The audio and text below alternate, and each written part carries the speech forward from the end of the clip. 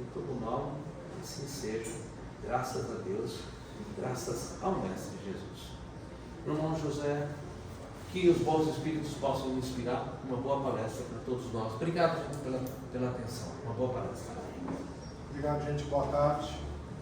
Como o Eduardo disse, o capítulo é longo, mas fiquem tranquilos, eu não vou fazer o capítulo parágrafo, linha a linha. Eu vou trazer para vocês, na verdade, o que esse parágrafo diz, o que esse capítulo diz na nossa vida. O que lá no século XIX os espíritos intuíram Kardec, guiaram Kardec, e o que ele aceitou, com a perspicácia dele, de entendimento que o mundo iria mudar tanto daquele mundo que ele conhecia, que hoje uma coisa escrita em 1862 é atual. É atual por conta do quê? Primeiro momento, isso aqui é uma casa espírita e cristã. Espírita porque adotamos aqui Allan Kardec como ponto principal de toda a nossa caminhada, e cristã porque ela é fundamentada no que nos ensinou Jesus. E isso aqui, que é o Evangelho, nada mais é, como diz o Eduardo algumas vezes, a maioria das vezes, né? A vida de Jesus contada pelos seus evangelistas. Aquilo que ele viveu, aquilo que ele falou, aquilo que ele escreveu, aquilo que ele pensou, colocado aqui para nós. O que Kardec faz, na verdade, é colocar os pontos principais intuídos pelos espíritos do Evangelho de Jesus e trabalhar sobre um vértice de racionalidade. E aí a perspicácia, a genialidade, a inspiração de Kardec foi por mais sem pé, sem cabeça aquilo se pudesse ser no século XIX, no século XXI ia fazer tanto sentido quanto naquela época. A base deste capítulo são 2 versículos do Evangelho de Lucas e do Evangelho de Mateus. Em um determinado ponto ele coloca claramente assim: conhece-se o fruto pela árvore pelo seu fruto. Árvores boas dão bons frutos, árvores não tão boas não dão frutos bons. Então, neste caminho de você conhecer, e tudo isso vai começar a caminhar em torno disso, olhando, obviamente, o fruto como uma questão da moralidade, aqui você tem uns frutos melhores, aqui ainda mais espinheiros, você não colhe uvas em espinheiros, né? Você pode colher até flores em espinheiros, que são lindas, mas não são da sua substância. Então hoje que nós vivemos aí épocas de discursos abundantes, é muito fácil falar mal do outro, numa época que, felizmente, para alguns, infelizmente para a maioria de nós, você não precisa nem sair de casa para falar mal do outro. Antigamente a gente tinha que se levantar, bater na vizinha, bater na porta, reclamar do vizinho. Hoje não. Hoje você está sentado na cadeira, seu telefonezinho ali, você já fala mal da sua vizinha, do seu vizinho, do seu governo, do seu primo, da sua prima, sem precisar mover o traseiro de onde você está. Então, isso traz o quê? Todo mundo fala e pouca gente age. Então nós temos uma abundância de discursos e uma falta de atitudes. E quando o Evangelho fala que pelo fruto conhece-se a árvore, ele nos convida para uma reflexão, um critério simples e profundo. Mais palavras bonitas e menos ação não é o que vai levar o mundo para frente. Evolução não se dita somente em palavras. E isso é a base que eu gostaria que vocês guardassem quanto mais nós caminharmos para nós entendermos como diferenciar. E por que vivemos numa época de tanta profetização, de tantas palavras bonitas e de tanta futilidade.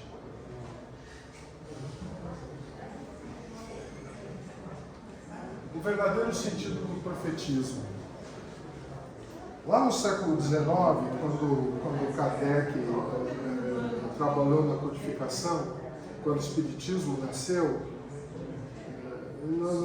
codificação é estranho, né? Muitas vezes, porque parece que ele codificou, ele está fazendo uma cifra. Não deveríamos chamar de codificação, né? Mas quando ele desenhou, recebeu todas aquelas coisas, organizou aquele material dos espíritos e criou o Espiritismo, o mundo vivendo uma evolução tremenda. Nós tínhamos revoluções, monarquias caindo, guerras, a ciência estava mudando numa velocidade absurda. Naquela época, antes da descoberta da penicilina, vamos nos lembrar, a pessoa tropicava num degrau aqui, quebrava a perna, amputava a perna, porque não tinha como combater a infecção. A penicilina, no século XIX, aumentou a qualidade de vida e fez com que a idade média das pessoas já saísse de 29 a 35 para quase 50 anos. Entre 45 e 50 anos. O resto veio depois. Nós tínhamos, por conta de tudo isso, o materialismo claro, você tinha tudo aquilo que você acreditava, como o governo, a monarquia, seu rei, de repente tudo desabando à sua volta, guerra sem parar, e com isso você tinha, na verdade, uma necessidade cada vez maior das pessoas olharem e acreditarem para aquilo que elas enxergavam. Não tanto em palavras, então era muita coisa muito materialista. E aí você começou a surgirem profetas que naquela época, até aquele determinado momento, esses profetas eram aqueles que eram os adivinhos. Eu profetizava porque eu conseguia prever o futuro. Eu olhava e falava, puxa vida, eu sou imbuído aqui de São Jorge e o Corinthians vai ser campeão várias vezes.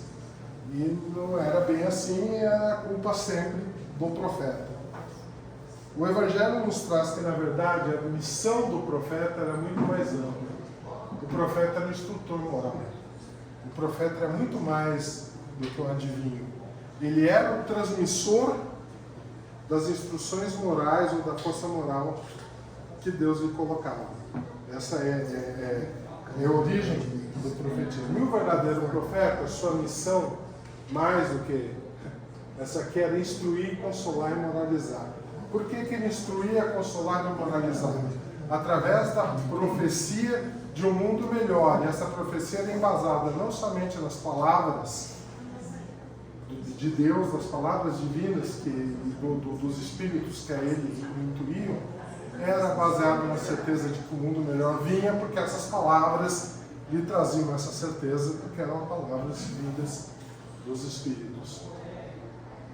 E vamos lembrar sempre o ponto principal que o Evangelho nos traz, e que a vida, e quando eu falo Evangelho, eu digo que a gente transmite isso para a nossa vida. Predição é acessória, a moral é essencial. Eu ter toda essa habilidade de prever o que vai acontecer no futuro, eu ter toda essa habilidade de prever socialmente, religiosamente, politicamente o que vai acontecer.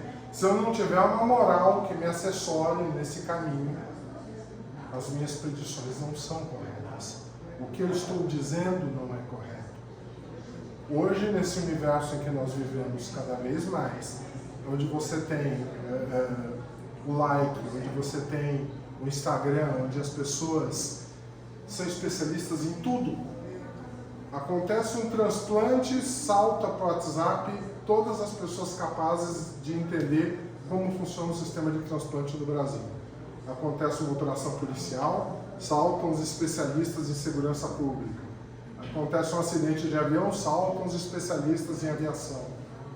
Depois que os assuntos mudam, esses especialistas desaparecem.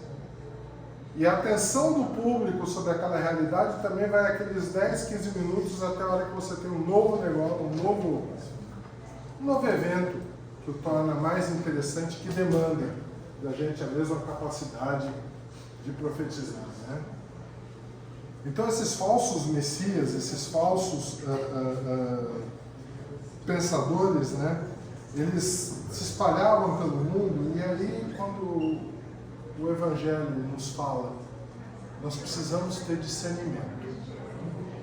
Vocês vão ouvir muito, vocês vão ser afogados em informação. vocês vão receber todo tipo de informação sobre todo o assunto.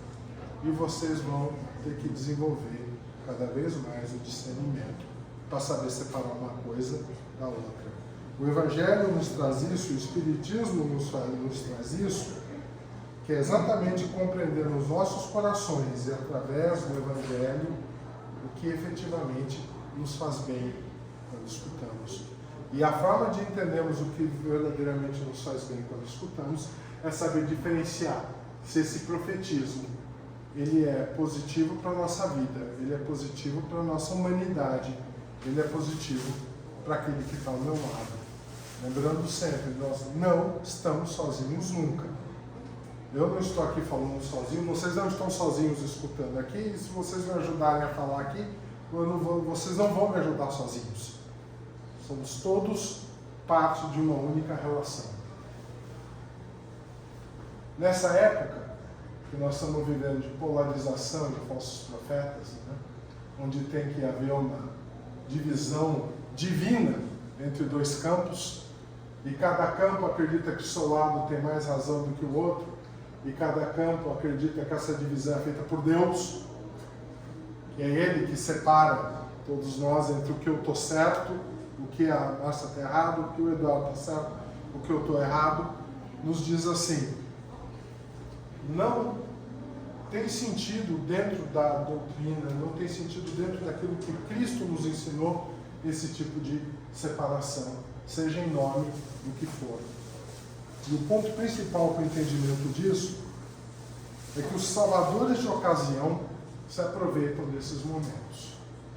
Salvadores de ocasião que eu digo são ideólogos, líderes políticos, quando nós passamos assim, líderes religiosos, quando nós passamos a transformar a política em um campo de batalha, quando nós passamos a exercer um discernimento errado e transformar político em algo de estimação. O meu político está certo porque ele é meu político. E ele pensa mais em mim do que o outro cara. E não é assim. Porque independente do grau de evolução desses indivíduos e dos méritos, e de novo, não está se discutindo aqui campo nenhum, nem a favor nem contra nada. Mas independente do grau de cada um desses indivíduos, o que eles são? Humanos, falíveis como todos nós, sujeitos às mesmas dúvidas, sujeitos às mesmas ambições, sujeitos às mesmas imperfeições.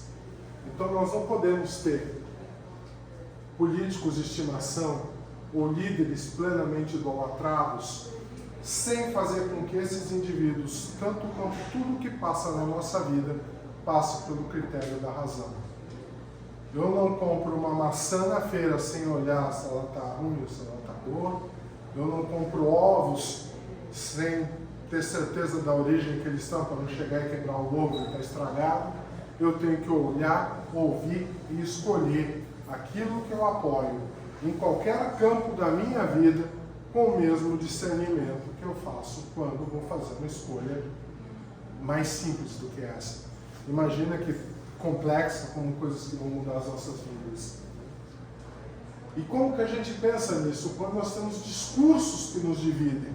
Pode ser em nome de Deus, pode ser em nome da ideologia, pode ser em nome de qualquer outra coisa. E esses discursos nos dizem assim: o que eu digo é o certo, o que ele diz é o errado, o que eu digo é bênção, o que ele diz é pecado. Ótimo, vamos nos juntar, pegar as nossas foices, nossos ancinhos e nossas tochas, e irmos todos para a casa dessas pessoas e queimar, destruir. Por quê? Porque eu tenho razão. Eu fui colocado em discursos aqui que eu tenho razão.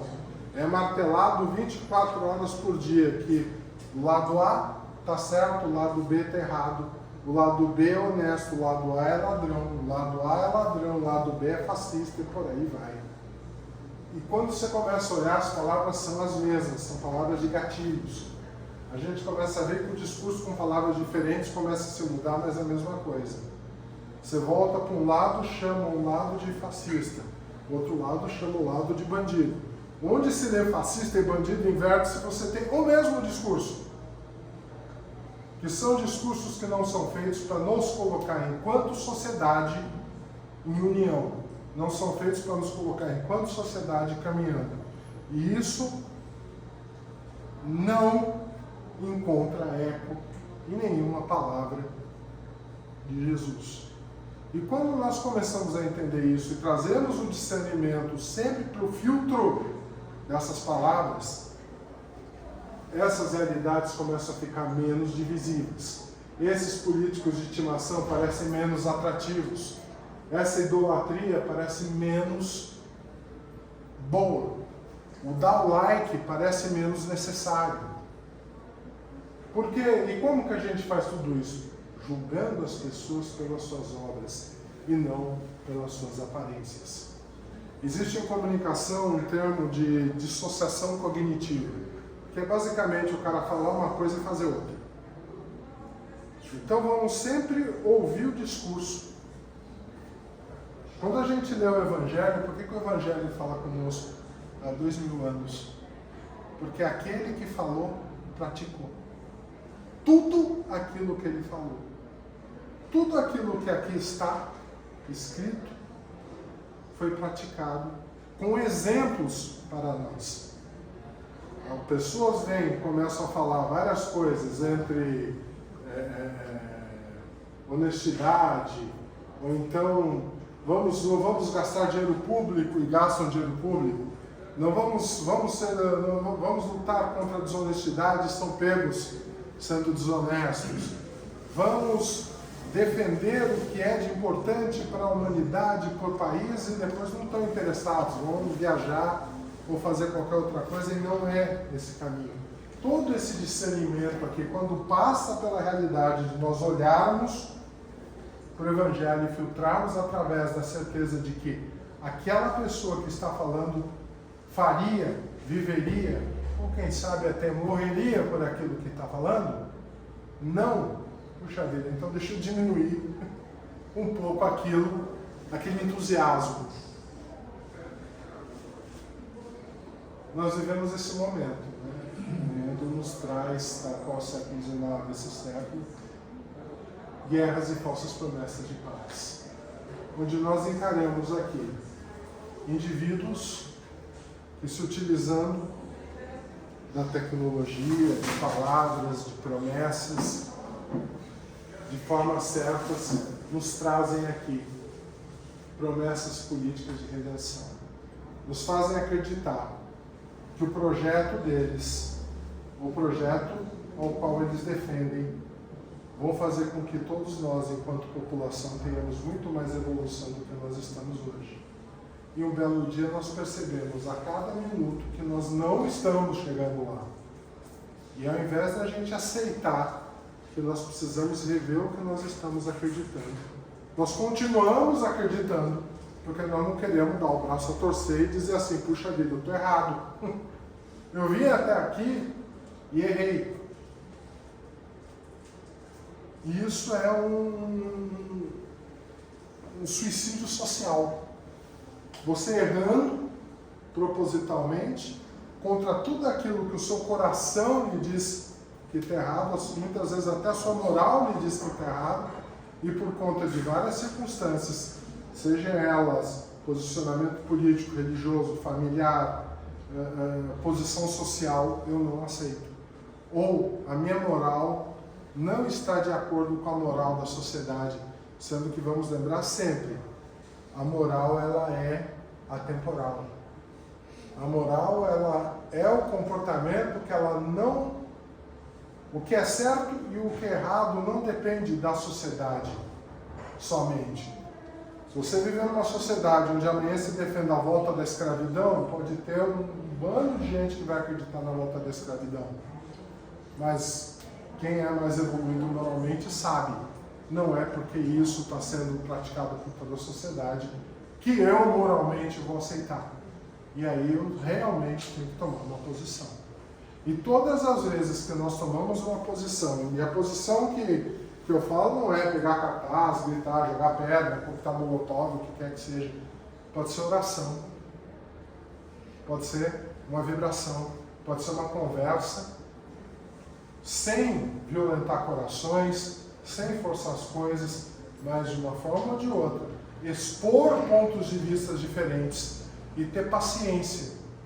Que enquanto aquele que tu está querendo colocar o ponto de vista gritar com você de volta, você com toda a paciência, não elevar a voz e continuar tentando fazer com que ele possa compreender a moralidade daquilo que se está discutindo.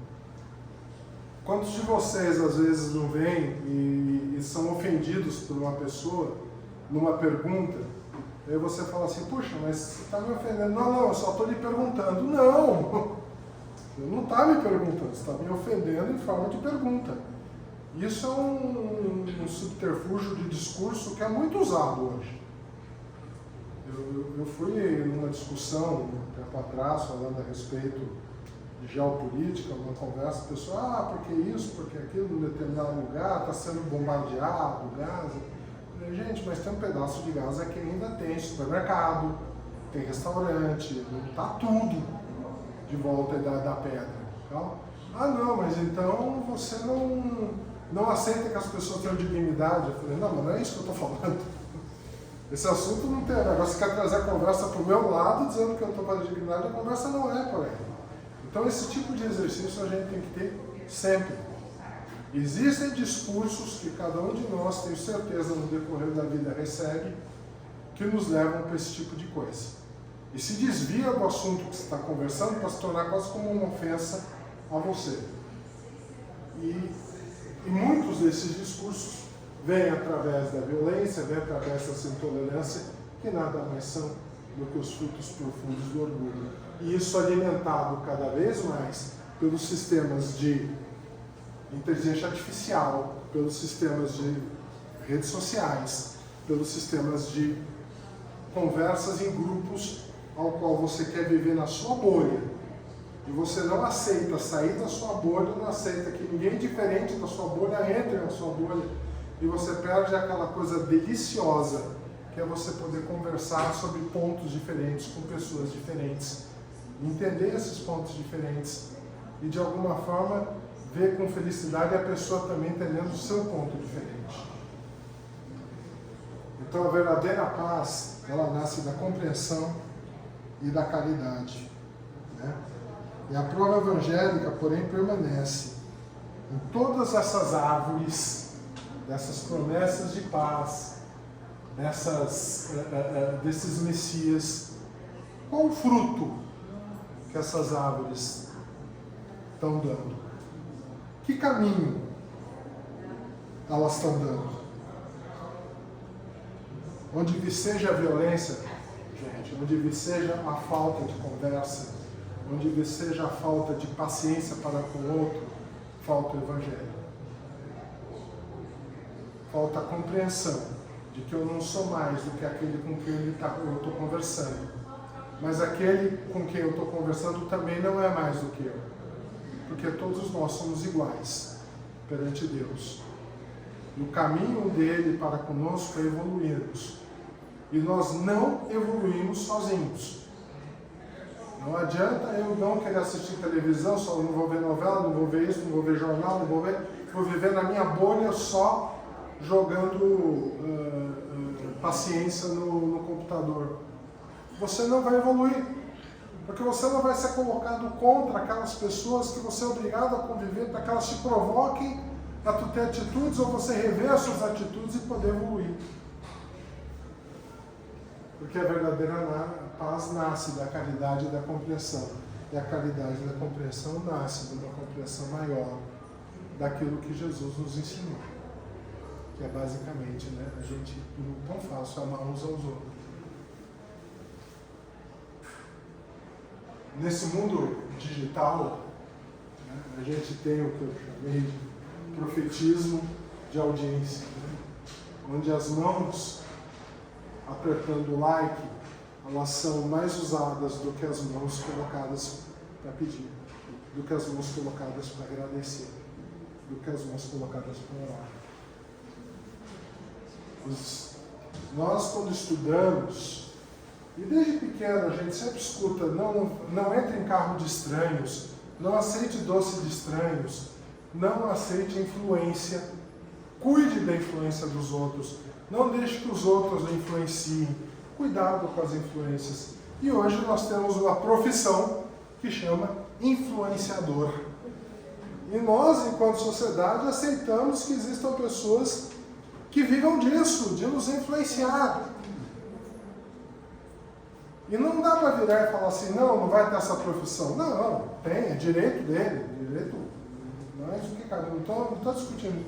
Mas nós temos que entender que não é porque ele está nos influenciando que nós precisamos ser influenciados. Nós temos que entender de novo, voltando sempre, o que isso aí está sendo me dito me faz bem. O que isso aí está sendo dito tem a ver com a forma de eu olhar para o meu irmão ao meu lado e ver que ele pode caminhar junto também.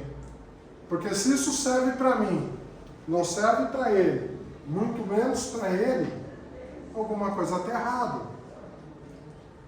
Porque aquilo que é bom, de uma forma ou de outra, vai servir para mim, vai servir para ele e vai servir para ele. Então, o filtro da razão, quando nós colocamos pura e simplesmente como filtro da razão, não é algo para ser feito só para você. Você precisa executar esse filtro e olhar também o que esse filtro tem a ver com quem está à tua volta. Esses dias a gente conversando sobre aquele influencer das crianças lá, porque foi preso, que botava adultização e as redes sociais, eu falo, gente, não me preocupa tanto esse cara com o que ele estava fazendo, isso é dele, ele fez, ele vai fazer. O que me preocupa são 17 milhões de pessoas que foram seguir ele. 17 milhões de pessoas, que é o tamanho da população de São Paulo, que quer ouvir e ver aquilo que ele apresenta, e quando deu o circo pegou fogo, os 17 sumiram. Você não viu ninguém falar assim, olha, puxa vida, eu segui, agora eu estou fazendo aqui meia culpa, eu errei, não façam isso. Não, sumiu. Praticamente ninguém, tem 17 milhões de pessoas que não olharam o que estava acontecendo.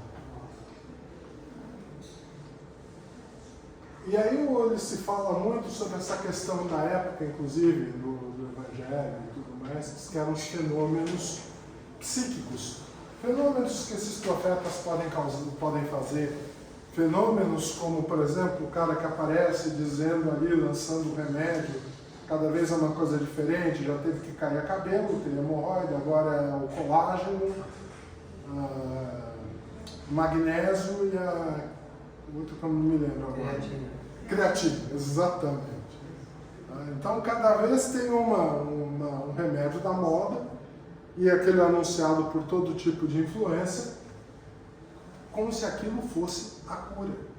E quando nós voltamos ao que nos diz o Evangelho, nos diz esse capítulo, nós entendemos uma coisa: fenômenos não provam santidade.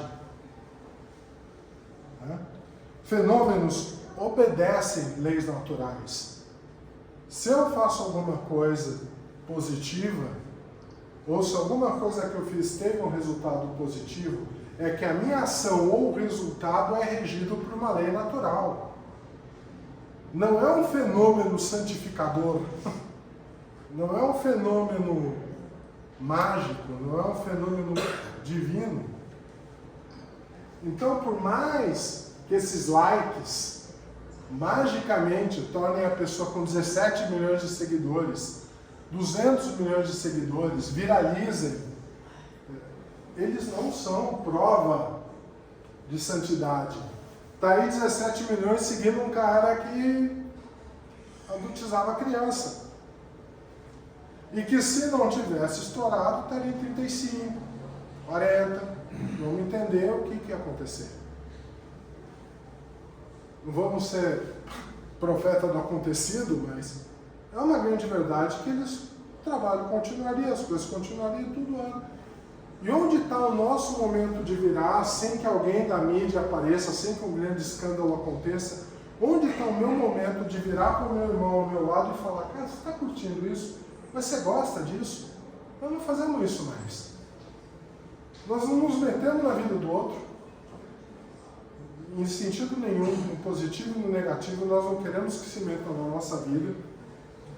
E nessa bolha fechada, nós perdemos as oportunidades maiores de conversar e fazer a diferença antes que os assuntos recrudesçam, antes que os assuntos aumentem.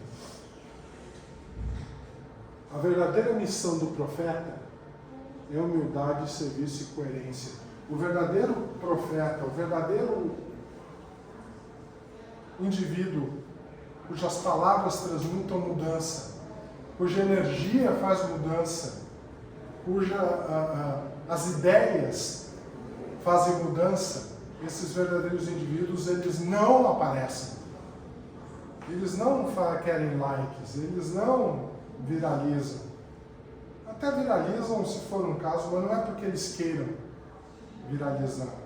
Os verdadeiros bons, eles não pedem reconhecimento. Eles não têm orgulho do que fizeram. Eles têm humildade. Eles simplesmente são felizes com o serviço e eles têm coerência em tudo aquilo que eles fazem. Você não tem dissonância cognitiva entre ação e palavras nas pessoas que verdadeiramente profetizam pelo bem.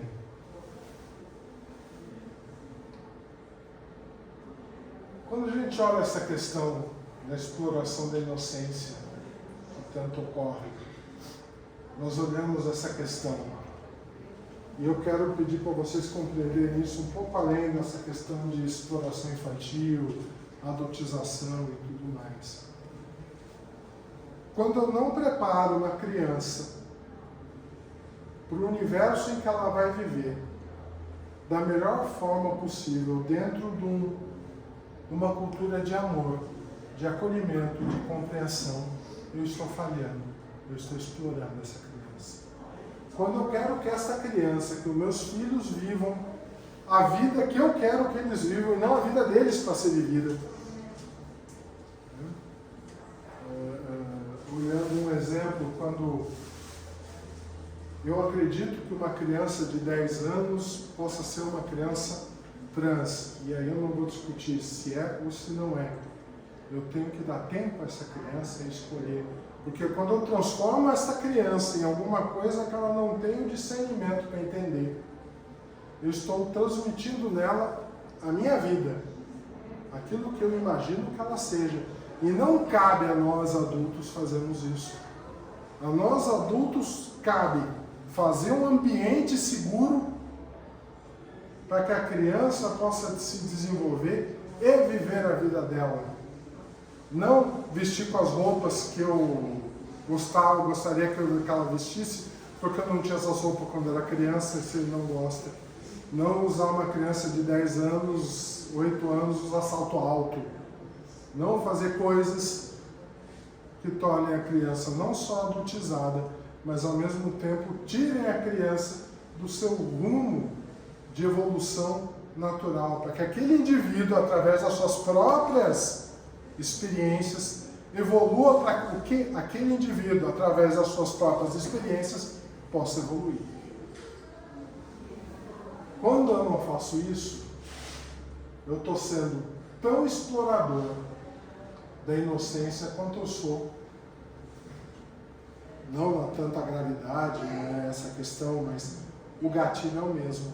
Eu faço com que o meu orgulho, eu faço com que os meus desejos, eles sejam a mola matriz que vai fazer com que essa criança se desenvolva da forma como eu acho, ou seja, eu defino meus filhos pelas neuroses, pelas minhas neuroses.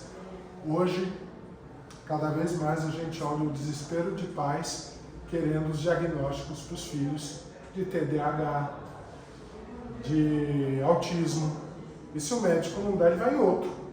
E tem hoje o chá revelação de diagnóstico. Saiu o TDAH, vamos fazer o chá de revelação, finalmente saiu, ele é autista. Com isso, a minha responsabilidade diminui. Eu não preciso tentar entender, não só aquela criança, adultos também, gente. Eu estava conversando outro dia com uma moça, eu fui fazer o exame agora, meu marido está no espectro, por isso que eu não entendo. Não, mas, minha querida, seu marido tem quase 60 anos. que adianta agora estar no espectro ou não estar no espectro? Não, porque aí agora eu já sei por que eu não entendia. Não, você não entendia ele porque eu não conseguia explicar. Você também não conseguia ter a paciência de vocês acharem uma forma de vocês entenderem. Não porque ele é autista, com 60 anos, e agora então vai piorar, porque agora que você descobriu que você não vai fazer mais esforço nenhum, é isso. Vocês vão viver o resto da vida, que pode ser 10, 20, 30 anos aí, 40 anos se viverem até os 100, sem olhar um na cara do outro direito, porque agora um é autista, o outro não é. Não, as nossas responsabilidades continuam enquanto adulto, enquanto criança, enquanto nossas crianças internas, né, que nós somos adultos, que nós estamos com tudo resolvido, e nós não estamos convivendo com outras pessoas à toa.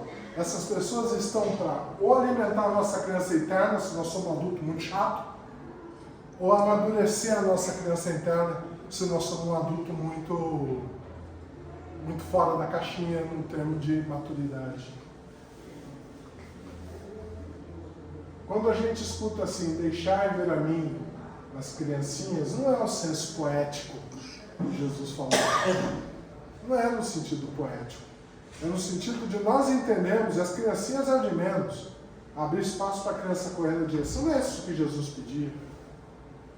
Jesus pedia assim, tenhamos todos nós noção das nossas responsabilidades perante as crianças que temos, quaisquer que sejam, para que eles possam ser os melhores adultos que eles podem ser, com as experiências deles, com aquilo que está indicado para eles viverem na encarnação deles. Nós não podemos nem protegê-los demais, mas também não podemos fazer com que eles vivam a vida que nós, por uma razão ou outra, não vivemos.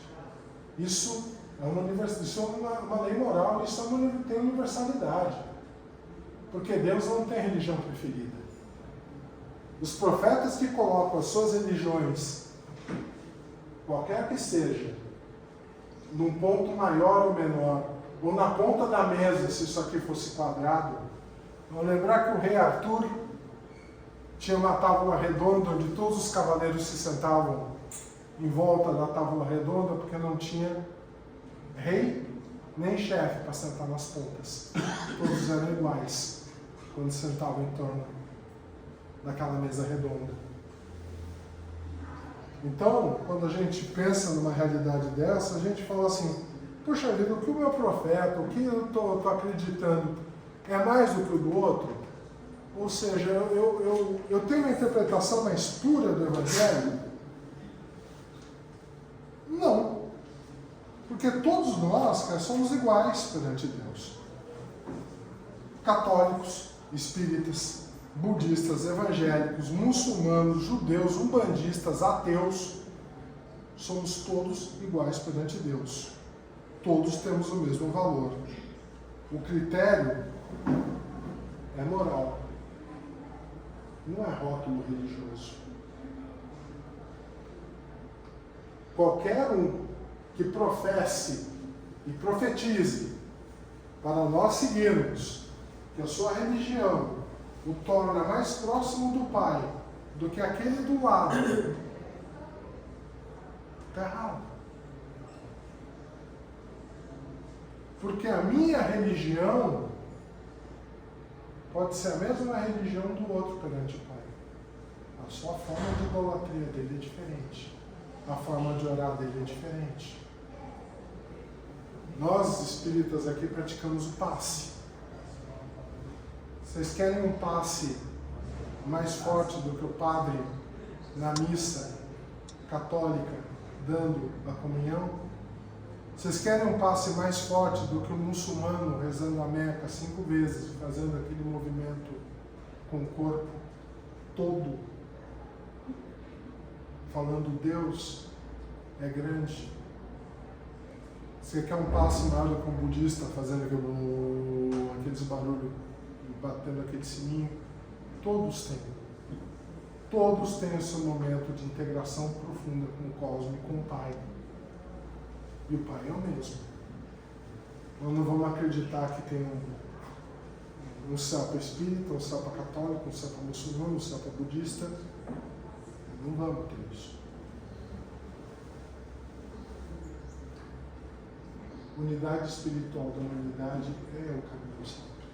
Nós entendemos que todas as religiões, dentro da sua realidade, professam amor. E se uma pessoa é do Islã e a outra é do judaísmo, e as duas professam amor ao próximo com o mesmo vigor, independente do nome do Deus para quem eles rezem, o amor, a vibração de amor é o que une e é a mesma. A vibração de amor deles é igual à vibração que nós temos aqui, quando fazemos uma vibração. E assim ela é recebida pelo Pai.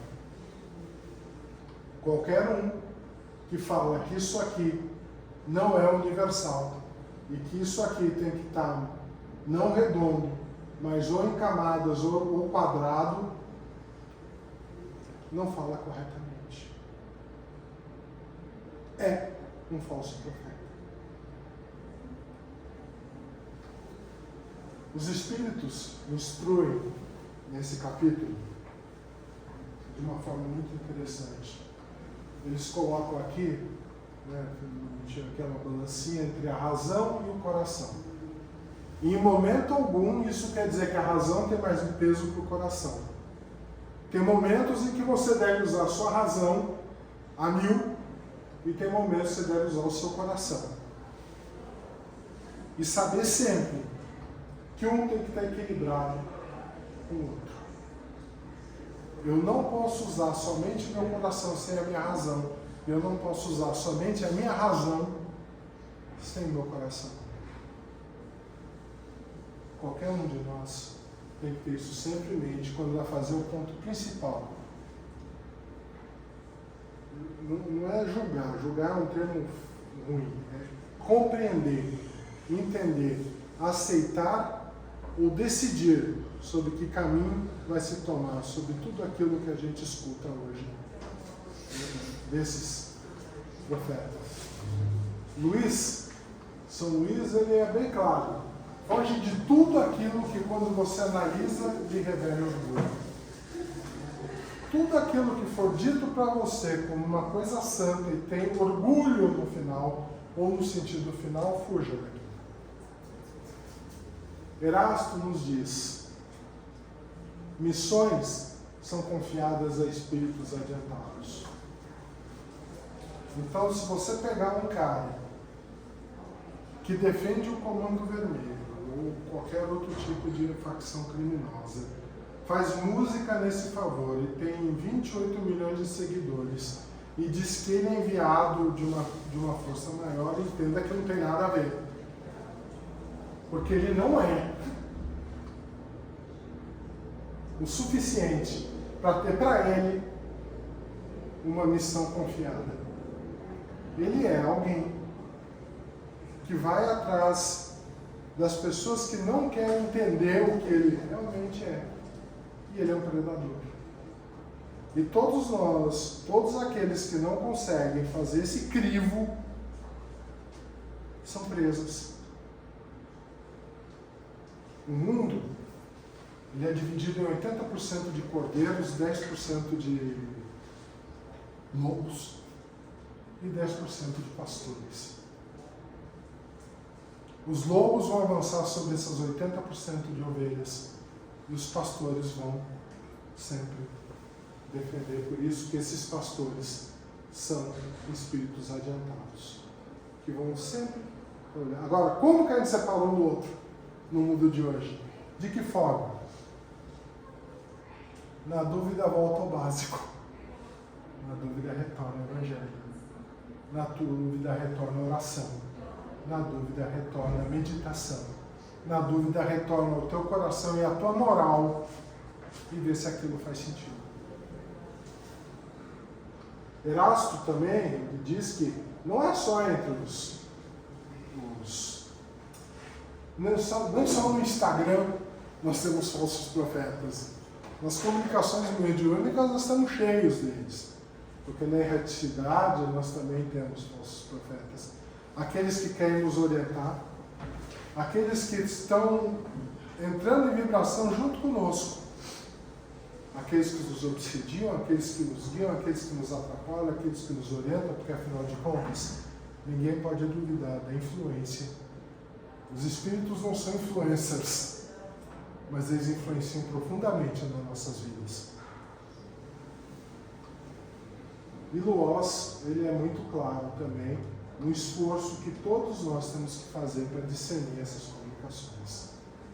E o esforço parte de você olhar sempre sob o olho do Evangelho, sob o olho da justiça, sob o olho da caridade, sob o olho da humildade.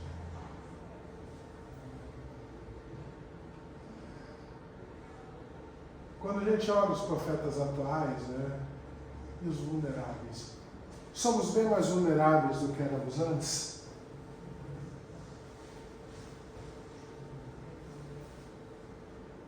As gerações anteriores, as pessoas anteriores, o mundo de 10 anos atrás era menos vulnerável do que esse. Você tem menos violência, você tem menos influências, você tem menos coisas ruins acontecendo? Não, é muito parecido. Onde estão as diferenças? As coisas não acontecem mais na rua.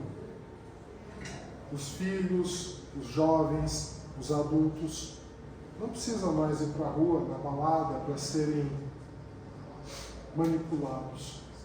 Você consegue isso dentro de casa, no quarto, na tela do computador.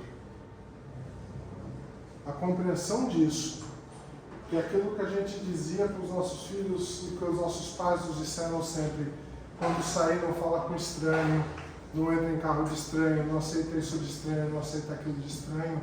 Nós temos que entender que nós precisamos fazer isso com os nossos filhos, com os nossos pais, com os nossos irmãos, com os nossos amigos. No mundo virtual, não aceite convite de estranhos, não aceite presentes de estranhos, não entre em carro com estranhos.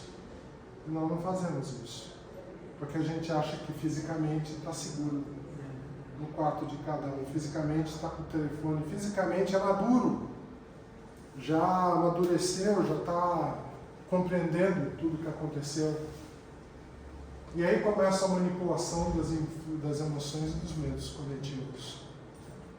E essa manipulação, ela é uma engenharia social, ela é criada para que você entre naquilo, por mais que você fale assim: puxa, eu sou maluco, eu entendo direito, tudo isso aqui não vai acontecer nada disso. É feito para que aconteça. A forma como isso não acontecer é você estar sempre de vigia. Nunca foi tão forte a necessidade do orai e vigiai. E o vigiai não é ficar tipo cowboy cuidando para que o índio não cuide de uma árvore em cima de você. É vigiar sobre tudo o que está acontecendo na tua vida, à tua volta, as mensagens e especialmente as intuições que recebemos muitas vezes e que ignoramos, aquela hora que, putz, deixa eu apertar isso aqui, é da Ravan, vou ganhar tal coisa. Não aperta. Não, vou, ele vai lá e aperta e dá. Então, ouçamos sempre o tempo suficiente para entender se aquilo veio da Ravan ou não. O tempo suficiente para mostrar para outra pessoa. A fé raciocinada e o autoconhecimento como defesa moral são os principais para isso aqui. Quanto mais eu me autoconheço, menos eu estou suscetível e vulnerável a esse tipo de manipulação. E quanto mais eu uso o meu raciocínio para realimentar a minha fé, mais eu consigo equilibrar esse tipo de situação. Não existem atalhos brilhantes para chegar ali. Todo o caminho tem trabalho. Todo o caminho tem trabalho. Não existem. Uma história de um sábio, né? De um rei, uma vez que o rei virou para o sábio e falou: eu quero ser o rei mais poderoso, eu quero ter uma força que ninguém me destrua. Me transforma no que for mais poderoso que tem. Aí o rei virou e falou: vou transformar. O mago falou: mas o que você gostaria? Eu quero ser um carvalho. Eu quero ser um carvalho porque ninguém vai me derrubar. Aí o mago transformou num carvalho, veio o vento e derrubou o carvalho. Aí ele foi louco da vida atrás do mago e falou: pô, o vento me derrubou, eu quero ser o vento. Aí o carvalho transformou ele num vento e ele soprou, o rei soprou enquanto o vento por todo o país, destruiu tudo, até que ele deu de cara com uma montanha. e não conseguiu ultrapassar a montanha. Aí ele virou para o mago e falou, olha, eu quero ser montanha. O mago falou, olha, eu não posso te desvirar, esse é o teu último pedido. Não, eu vou ser montanha, que montanha é a mais forte. Ninguém me domina. Ele transformou o rei em montanha e veio um homem e derrubou a montanha. Então, sempre entendamos que o autoconhecimento nos faz compreender aonde podemos chegar, como podemos chegar, e a realidade daquilo que estamos pedindo para chegar, comparado com aquilo que é a realidade do mundo à nossa volta. O caminho para esse discernimento prático é muito simples. A gente examinar a coerência moral daquele que está nos falando. Torna a dizer, se fizer uma coisa, pregar uma coisa e fazer outra, se pregar uma coisa e não parece que ele está acreditando naquilo que ele está falando, respira, procura outro, vai entender melhor aquilo que está sendo dito. Avalie os frutos sociais do impacto coletivo. Aquilo que está falando super bem para mim, eu tenho que olhar para o lado e olhar se isso aí é bom para todos que estão à minha volta. Porque eu não caminho sozinho. Eu posso achar que eu estou caminhando, então aquela coisa, puxa vida, eu pelo menos eu estou feliz porque a água está me batendo no traseiro e do outro já está batendo na garganta. Não, tem que bater em todos, não tem que bater a água. E está batendo na garganta, nós temos que nos acostumar a nos dobrar e puxar ele para fora da água. Porque nós não fazemos, nós ficamos felizes, vibrando com o fato de que a água só está batendo no nosso traseiro. E observar a relação com o poder e com a verdade. Aquilo que eu estou ouvindo hoje, de cada circunstância, tem que ter vínculo com a realidade verdadeira, tem que ter vínculo, se for de religião, tem que ter vínculo com a fé, se for de poder, tem que ter vínculo com algo que promova o bem público. Ah, eu estou promovendo o bem público, vamos desarmar a polícia. Não vai dar certo. Então, calma, essa ideia talvez não seja a mais correta. Mas de que forma? Aí você começa a perguntar. De que forma você vai fazer isso? Você já combinou com o outro lado de como que você vai fazer isso? Antes de simplesmente sair defendendo ou gritando contra. Entendam qual é o sentido de cada coisa. E discernir o efeito espiritual em si mesmo. Se depois de tudo aquilo que eu vi, como que eu estou me sentindo? Como que eu me sinto depois de fazer aquilo que eu fui instruído a fazer, que eu fui orientado a fazer, que eu fui motivado a fazer? Como que eu me sinto? Se eu não me sentir bem comigo mesmo? Isso depois. E se você não tiver esse conhecimento prévio, se você tiver feito todo esse exame antes, você poder, antes de mais nada, falar assim, pô, quando eu chegar ali no final, eu vou estar feliz comigo mesmo? Parece super bom isso aqui agora, mas quando eu terminar a jornada que ele está me propondo, eu vou ser feliz?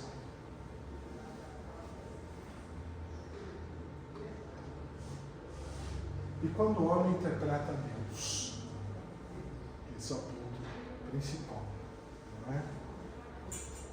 Nós vivemos uma inconstância de fé que não é de hoje, já é de bastante tempo. Se a gente for imaginar essa inconstância, eu vou fazer um exercício rápido com vocês, tá? Constantino não gostava da lei judaica, ele criou o cristianismo.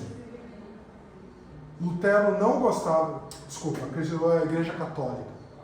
Constantino não gostava do judaísmo, que era a base do cristianismo, das leis judaicas, ele criou a Igreja Católica. Lutero não gostava da Igreja Católica e criou a Igreja Luterana. Calvino e John Cox não gostavam da Igreja Luterana e fundaram a Igreja Presbiteriana. Henrique VIII, que era da Igreja Presbiteriana, não gostou quando não casaram pela terceira ou quarta vez e fundou a Igreja Anglicana. John Wesley não gostou da Igreja Anglicana e fundou a Igreja Metodista. Joseph Smith não gostou da igreja metodista e fundou a igreja do Jesus Cristo dos Santos dos Últimos Dias, os Mormons. John Smith também não gostou da anglicana e fundou a igreja batista. William Miller não gostou da igreja batista e fundou a igreja adventista. Ellen White gostou do que o William Miller falou, mas achou que faltou alguma coisa e fundou a igreja adventista do sétimo dia. E para Charles Russell, que também não tinha gostado da igreja adventista, restou fundar a Testemunha de Jeová. E os pastores que não gostavam de nenhuma dessas igrejas fundaram as igrejas pentecostais.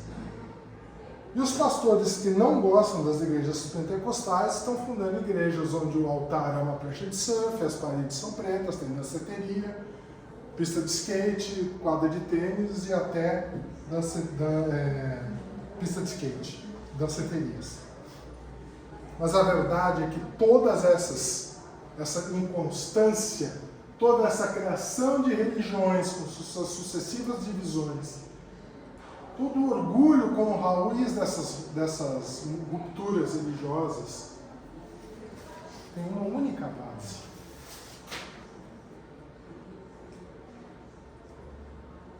Todas essas religiões, em comum, tem o Evangelho, em comum tem a Bíblia, em comum tem a Palavra de Deus.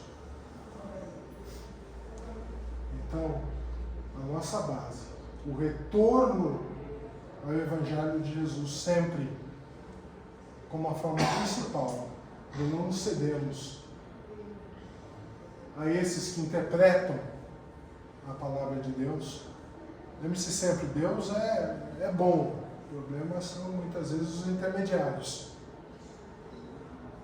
O retorno ao Evangelho, as palavras, o retorno ao básico, o fundamental, para que talvez isso seja possível, né?